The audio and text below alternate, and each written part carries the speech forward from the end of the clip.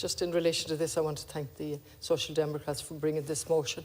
And there's 6 basic asks in their motion.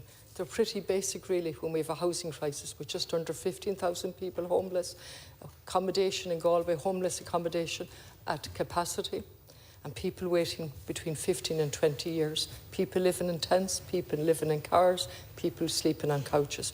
And I've talked more on this subject than any other subject since I came in here in 2016.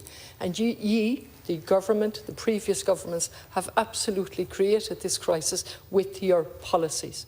And one of the worst was the HAP, the actual legislation for HAP, and making it, twisting language on its head and calling the housing assistance payment money straight into the landlord's pocket and calling it social housing, and our utter failure to build public housing on public land.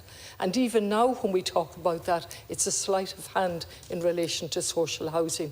HAP is not social housing. Social and public housing is building public housing on public land by the local authorities who should be properly funded.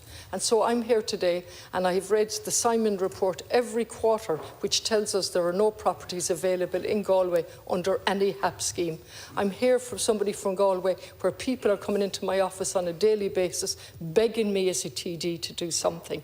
And then we have a tenant in situ scheme, and I've often described your policy and previous policies as a jigsaw with no overall picture.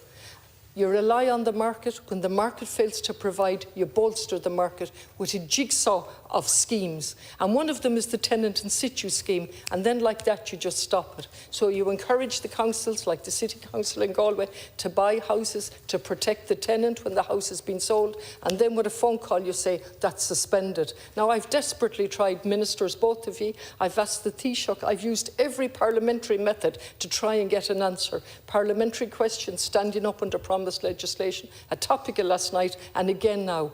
Is the tenant in situ scheme suspended or not, pending the new scheme? I've 10 seconds left. If you could you answer that to make language mean something? Very much.